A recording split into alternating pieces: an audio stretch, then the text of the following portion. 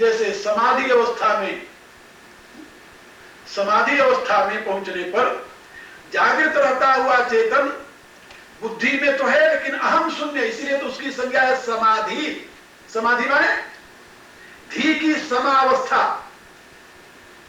धी माने बुद्धि, बुद्धि की समावस्था, विषमावस्था नहीं। समावस्था किसे कहते हैं? जिस बुद्धि में अहम का स्फुरण नहीं हो रहा, अभी कोई मूवमेंट नहीं हो रहा, और जब उस बुद्धि में अहम का स्फुरण होने लगता है फिर तो वो समाधि नहीं होती, फिर उसको कहते हैं विक्षेप। क्या समझे? बुद्धि में चेतन के अभिव्यक्त होने मात्र से ही जीव संज्ञा नहीं होती। जब उस बुद्धि में चेतना अभिव्यक्त होकर के उसमें से अहम को स्फुरित करता है तो स्फुरित होने वाले अहम की जीव संज्ञा हो जाती है।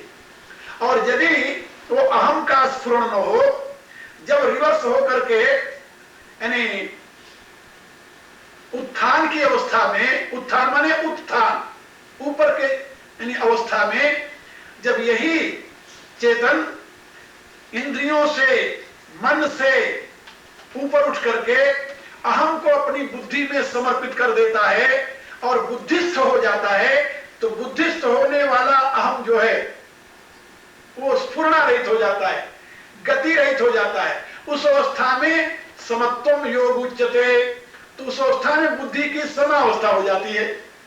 अब समावस्था की को प्राप्त हुई बुद्धि जो है उसकी संज्ञा होती है समाधि, उसको समाधि कहते हैं, समावस्था को प्राप्त हुई बुद्धि की अवस्था।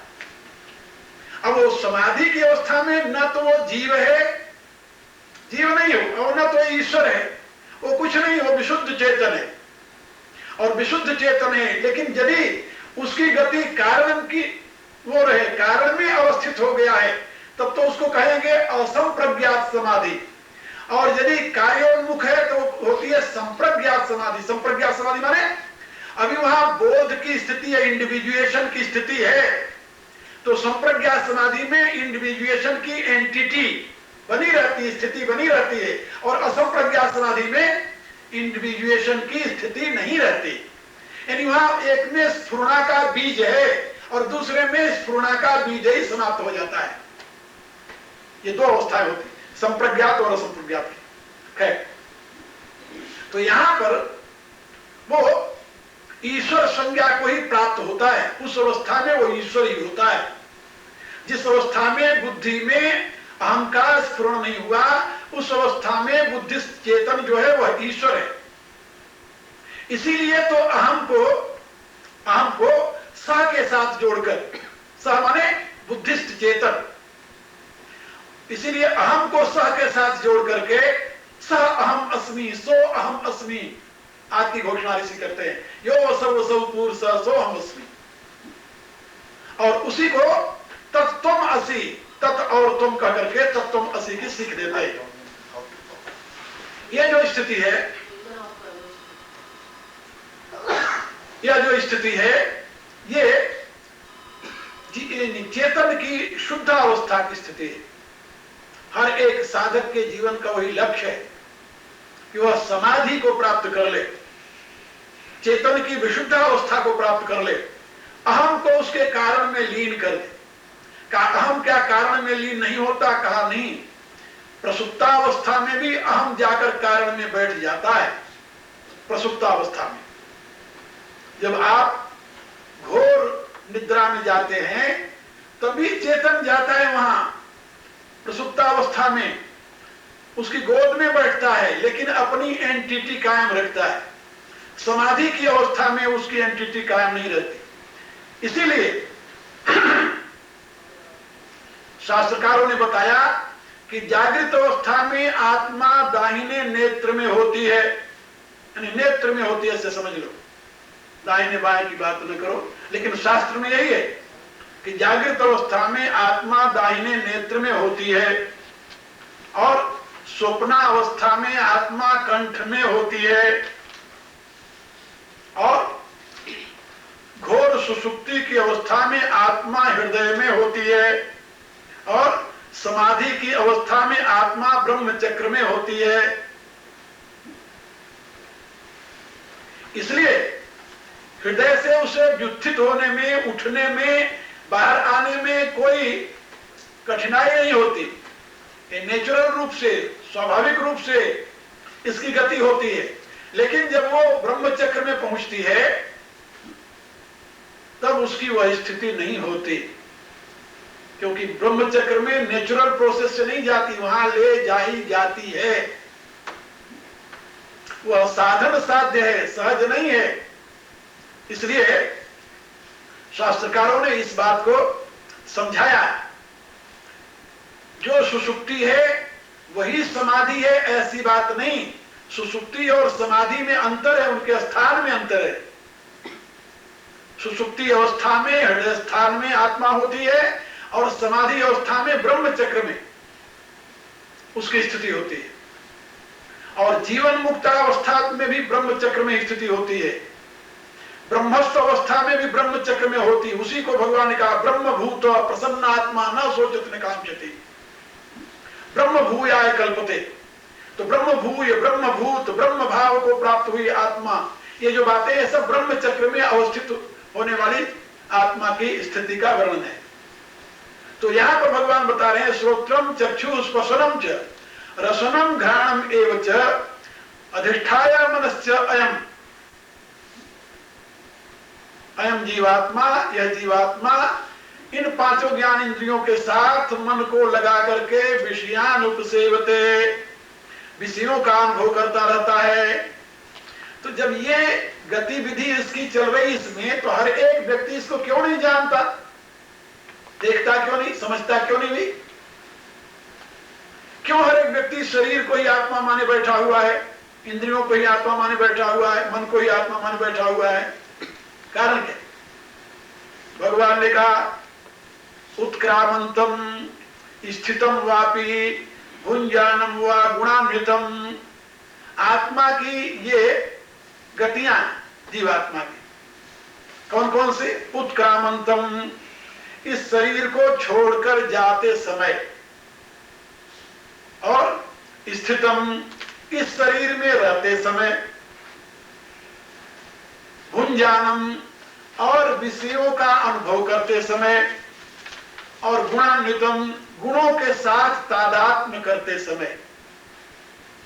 विमूढ़ा न अनुपश्यन्ति, ये जो विमूढ़ हैं, विमूढ़ माने जो विशेष रूप से मूढ़ता को प्राप्त कर चुके हैं, अविद्याग्रसित जो हैं, वो इसको नहीं देखते। विमूढ़ा न अनुपश्यन्ति, विमूढ़ावस्था को प्राप्त हुए अविद्याग्रसित जो हैं लोग, वो इसको नहीं देखते। का फिर देखते कौन है, कैसे दिखाई देता है? का पश्यन्ति ज्ञान चक्षुषः, ये चर्म चक्षुओं से नहीं देखा जाएगा, ये आपकी बाहर की आंखों से देखा नहीं जाएगा। क्यों नहीं देखा जाएगा? इसके लिए कठोपनिषद कहती है परांचिखानी व्यपृढ़ स्वयंभू तथा परांग पश्यति नान्तरात्मा। हमारी इंद्रियों का मुंह बाहर की तरफ है, इसलिए बाहर की चीजें ही हम देख सकते हैं, अंदर की नहीं देख सकते। ये तो जानते हो ना कि आपकी आंखें दुनिया भर के मल को देख सकती हैं, लेकिन आंखों के कोने में मल लगा हुआ हो तो उसे नहीं देख सकती, उसके लिए शीशे की जरूरत पड़ती है। बिना शीशे की आपकी आंखें अपने बगल में लगे हुए मल को नहीं देख सकती। तो जब अपने बगल में लगे हुए मल को ही नहीं देख सकती आंखें, तो ये आंखें अंदर की बातें कहां से देखेंगी?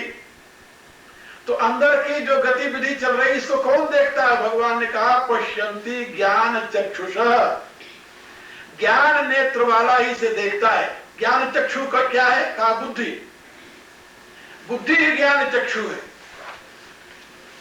ज्ञान चक्षु को बुद्धि कहते हैं, बुद्धि चक्षु। मन चक्षु नहीं है, ये याद रखना, बुद्धि चक्षु है। इसलिए योगी लोग बुद्धि की ही आराधना करते हैं, बुद्धि को ही प्राप्त करने का प्रयत्न करते हैं, बुद्धि की ही उपासना करते हैं। और हमारे ऋषि कितने महान, कितने सत्य दृष्टा थे। प्रत्येक हिंदू के लिए ये अनिवार्य था कि हिंदू का बालक जब बोलने लगे, पहले ही जन्मते ही जात कर्म के साथ ही उसके जिह्वा पर सहज से विद्या बीज लिखते थे। विद्या बीज बच्चे की जिह्वा पर विद्या बीज। विद्या बीज जो है वो बुद्धि का मूल स्रोत है, जहां से बुद्धि का प्रकाश होता है। बच्चा पैदा हुआ, जात कर्म संस्कार के साथ ही उस बच्चे की जिह्वा पर शहद से कुश लेकर के, कुश का जो तिनका अग्रभाग होता है, उसे शहद डुबोकर उस पर विद्या बीज लिखते थे। और उसके पश्चात बच्चा जब बोलने लगता था, 5 साल का हो जाता था, तब उसको गायत्री मंत्र, विद्या बीज का जो प्रकाशित स्वरूप है, विस्तृत स्वरूप है, उसका उपदेश देते थे, जिससे वो बालक शुरू से ही बुद्धि की आराधना में निरत हो जाए। गायत्री मंत्र बुद्धि की आराधना है। गायत्री मंत्र जो है ये बुद्धि की आराधना है, बुद्धि की उपासना है, और यह प्रत्येक हिंदू के लिए अनिवार्य था। लेकिन दुर्भाग्य देखिए, हिंदू समाज कहां से कहां पहुंच गया, क्योंकि बुद्धि की आराधना ही समाप्त हो गई और अंधविश्वास का साम्राज्य छा गया। बड़े दुख की बात है।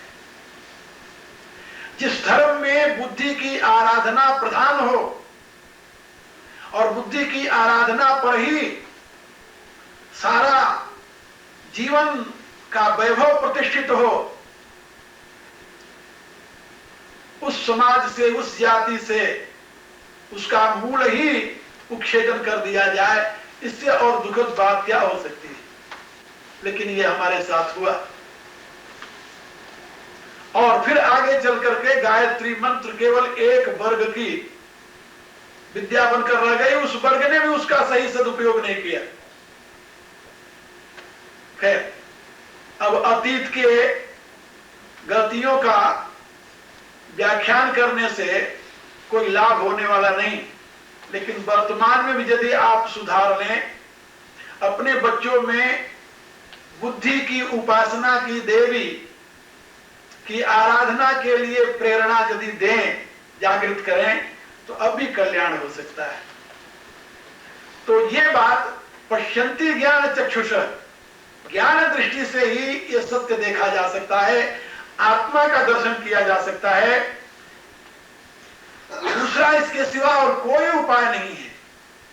जहां ज्ञान चक्षु नहीं है वहां आत्मा का दर्शन नहीं हो सकता, जीव की गतिविधि का ज्ञान नहीं हो सकता।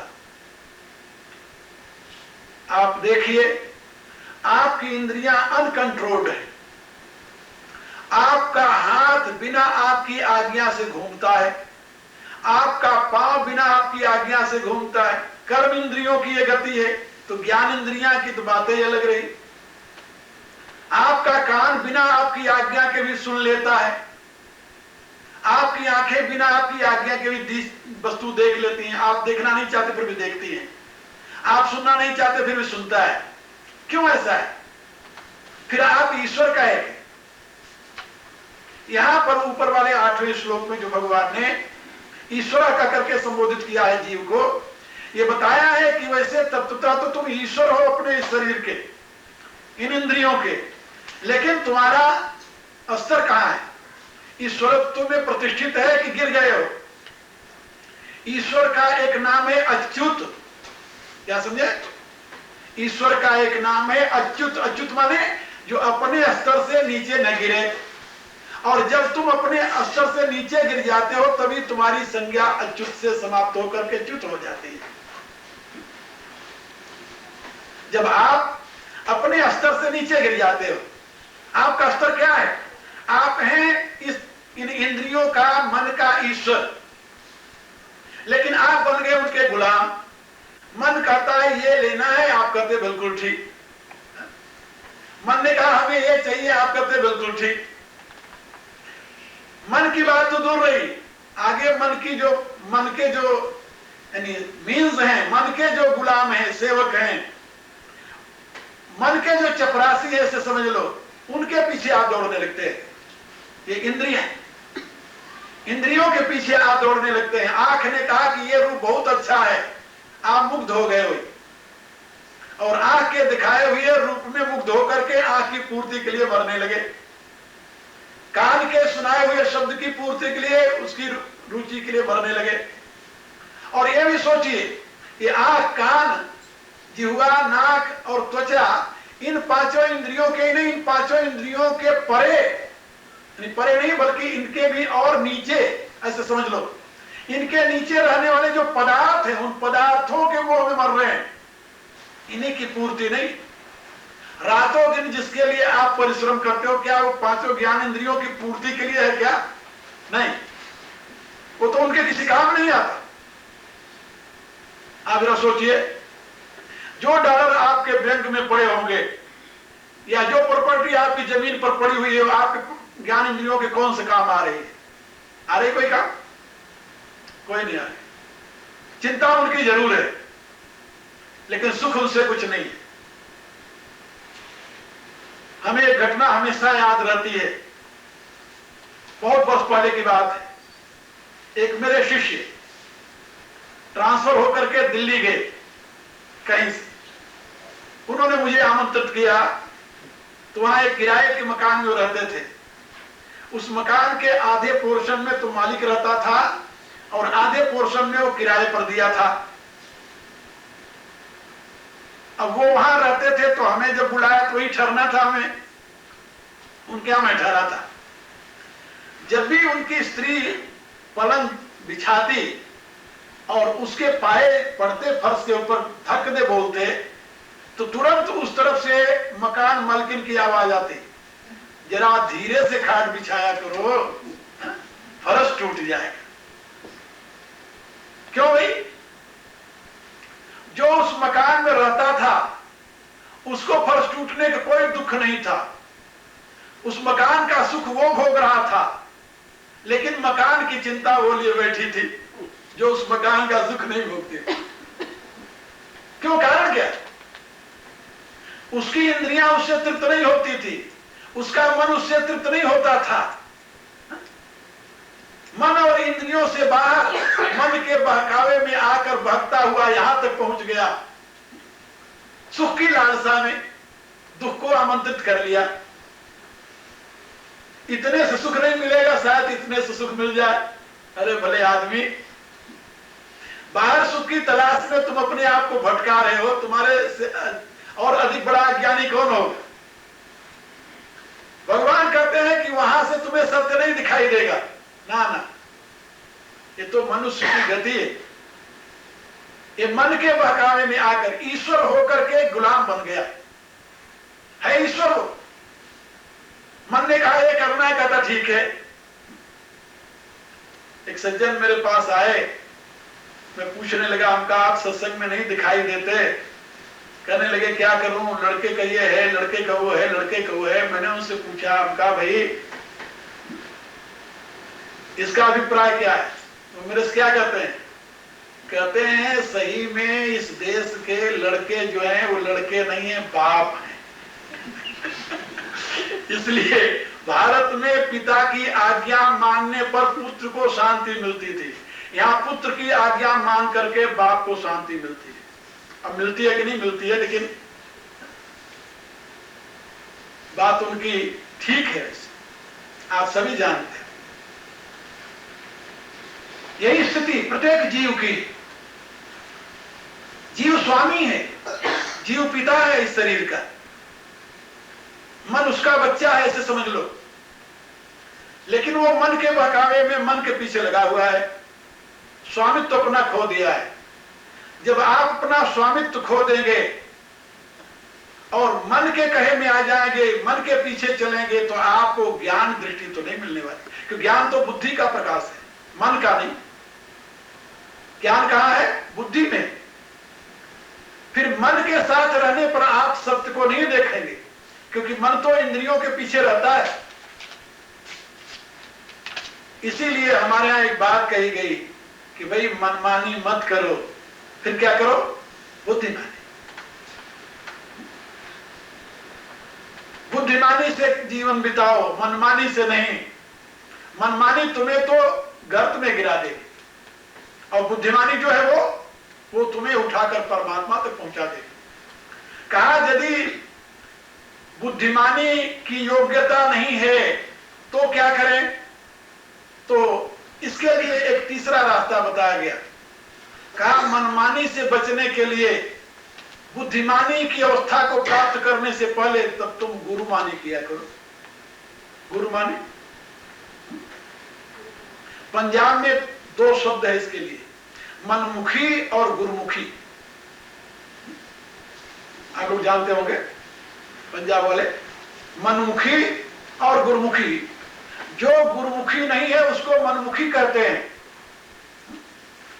और मनमुखी होना हमारे यहां एक गाली है, गाली हिंदी में, ब्रजभाषा में बहुत बड़ी गाली है। जानते हो उसे क्या कहते हैं? निगोड़ा।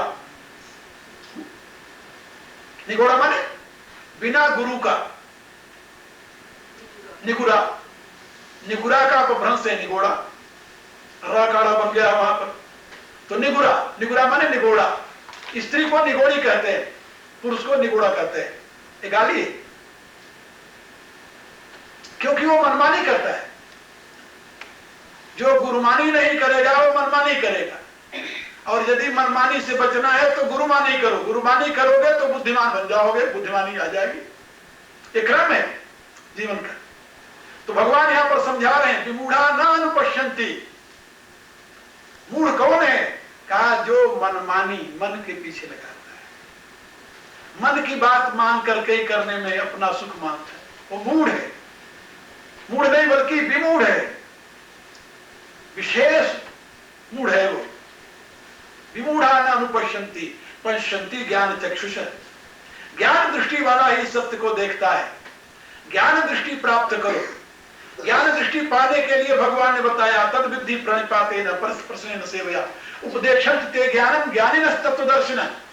तत्त्वदर्शी ज्ञानी के पास जाओ जहां से तुम्हें ज्ञान की दिशा प्राप्त होगी। गुरुमानी के पश्चात तुम्हारे में ऐसी सामर्थ्य आ जाएगी, तुम बुद्धिमानी का काम करने लगोगे। बुद्धि गम्य, बुद्धि संगत, विवेक सम्मत तुम्हारा जीवन बन जाएगा। और सही में यदि मनुष्य अपने बुद्धि के प्रकाश में जीवन का संचालन करना प्रारंभ कर दे तो कभी भी दुखी नहीं हो सकता। ये बिल्कुल परम सत्य है, शास्त्र द्वारा कथित है और संतों का अनुभव है कि बुद्धिमानी से काम लेने वाला कभी दुखी नहीं हो सकता, कभी संतप्त नहीं हो सकता, कभी वह जगत के गर्त में गिर नहीं सकता। ये भगवान की घोषणा है, क्योंकि भगवान ने यह बताया कि यह बुद्धि ग्राह्यम अतीन्द्रियम। वह जो सुख है, जो परम सुख है, अक्षय सुख है, वो बुद्धि ग्राह्य है। जो बुद्धिमानी का जीवन बिताएगा उसके जीवन में सुख के सिवा कुछ नहीं होगा। सांख्य दर्शन का सबसे मुख्य सिद्धांत है कि बुद्धि के प्रकाश में 4 तत्वों की उपलब्धि होती है। धर्म, ज्ञान, वैराग्य और ऐश्वर्य सांख्य शास्त्र का मूल सिद्धांत है कि मनुष्य के जीवन में ये 4 तत्व जो हैं ये बुद्धि के प्रकाश से ही प्राप्त होते हैं। धर्म, ज्ञान, वैराग्य और ऐश्वर्य। और बुद्धि से विमुख होने पर धर्म का स्थान अधर्म ले लेता है, ज्ञान का स्थान अज्ञान ले लेता है, और वैराग्य का स्थान राग ले लेता है, और ऐश्वर्य का स्थान दरिद्रता ले लेती है, तृष्णा जिसे कहते हैं। को वा दरिद्री कायस्य विशाल तृष्णा, दरिद्रता ले लेती है। ये है, ये और मिल जाए, वो मिल गया है, थोड़ा और मिल जाए, थोड़ा इससे और आगे बढ़ जाओगे तो और सुख मिल जाएगा। वाह भाई, ये सुख की तलाश में ही दुख को इकट्ठा करते रहे। ये सारे दुख के साधन किसने बनाए? अपने किसके लिए बनाया? सुख की तलाश में। और दुख मिला, सुख कभी ना, चिंता मिली, दुख मिला, सुख नहीं मिला। और हम कभी कभी अपने उस दुख के साधनों पर और घमंड करने लगे और गर्व करने लगे। क्या समझते हो तुम मुझे? भाई अब क्या समझे? तुम्हें परमात्मा समझे या परमात्मा का बाप समझे? समझे क्या तुम? क्या समझे भाई? ये मनुष्य की प्रवृत्ति है और ये अज्ञानता का परिणाम है। इसलिए शास्त्रकारों ने समझाया कि भाई तुम विवेक से काम लो, बुद्धि के प्रकाश में चलो। बुद्धि तुम्हें धर्म देगी, अधर्म नहीं। बुद्धिमान कभी अधर्म मार्ग पर नहीं चलेगा। मनमानी जो करता है वो अधर्म के मार्ग पर चलता है। मनमानी ही अधर्म है, ऐसे आप समझ लो। ये पर्याय शब्द है, मनमानी व अधर्म। बुद्धिमानी में धर्म है, मनमानी में अधर्म है। बुद्धिमानी में ज्ञान है, मनमानी में अज्ञान है। बुद्धिमानी में वैराग्य है, मनमानी में राग है। और बुद्धिमानी में ऐश्वर्य है, मनमानी में दरिद्रता है। दरिद्रता, सब कुछ होते हुए भी व्यक्ति दरिद्र होता है। दरिद्र उसे नहीं कहते जिसके पास कुछ नहीं है। दरिद्र उसे कहते हैं जिसकी चाह बढ़ी हुई है, तृप्ति नहीं होती। असौ मया हतः शत्रु हरिस्ते चापरान्पि ईश्वरो हम भोगी सिद्धो हम बलवान सुखी आढ्यो विजनवान नस्मी कौन्यो सदृशो मया। कौन है दूसरा मेरे समान? अभी आगे 16वें अध्याय में भगवान ने इसकी व्याख्या की। इसको कहते हैं आसुरी प्रवृत्ति। और आसुरी प्रवृत्ति में सुखाभास होता है, सुख नहीं मिलता। इसलिए मैं आप लोगों को बता रहा था कि भगवान कहते हैं तुम बुद्धि विवेक का शरण लो, विवेक का आश्रय लो, इससे तुम सत्य को जानोगे। उत्क्रामंतम, उत्क्रामंतम माने शरीर को छोड़ते हुए, उत्क्रामंतम स्थितम, इस शरीर में रहते हुए, वापि अथवा अपि भुंजानम, विषयों का भोग करते हुए, गुणान्वितम, सतो गुण रजो गुण तमो गुण, किसी से अन्वित होते हुए, अन्वित माने तादात्म्य होते हुए, गुणों के साथ तादात्म्य होते हुए, इस जीव आत्मा को विमूढ़ा नानुपश्यन्ति, मनमानी जीवन बिताने वाला मूढ़ व्यक्ति कभी नहीं देख सकता। पश्यन्ति ज्ञान चक्षुष, बुद्धि के प्रकाश में जीवन यापन करने वाला ही, ज्ञान दृष्टि वाला ही इसे समझता है। ज्ञान चक्षुष माने बुद्धिमान। ज्ञान विराग नयन उर्गारी, तुलसीदास जी लिखा है। जहां पर भगवान ने दिव्यम ददामिते चक्षु कहा है गीता के 11वें अध्याय में, वहां वो कौन सा चक्षु है जानते हो? ज्ञान चक्षु। ज्ञान चक्षु है जो बुद्धि के द्वारा प्रकाशित होता है, जिसको थर्ड आई कहते हैं। थर्ड आई, तीसरी आंख। इन दोनों आंखों के पीछे काम करने वाली बुद्धि, तीसरी आंख। तो पश्यन्ति ज्ञान चक्षुष, वो ज्ञान दृष्टि वाला इसे देखता है। आप भी देखना चाहो तो आप भी ज्ञान दृष्टि की उपासना शुरू कर दो, फिर इसके सारे क्रियाकलाप को तुम देख लोगे। जीवात्मा शरीर में कैसे रहता है, कैसे इसे छोड़ता है, कैसे विषयों का ग्रहण करता है और कैसे गुणों के साथ समन्वित हो जाता है। आगे 3 अध्यायों में भगवान ने इसका बड़ा सुंदर विश्लेषण किया है और 14वें अध्याय में पीछे भी गुणों के साथ कैसे अन्वित हुआ है इसका विश्लेषण किया है। हम कैसे जाने कि इस समय हमारी आत्मा किस गुण के साथ है, तो उसके लिए 3 बातें भगवान ने बताई। बताई तो बहुत बातें हैं, लेकिन 3 बातें याद रखो।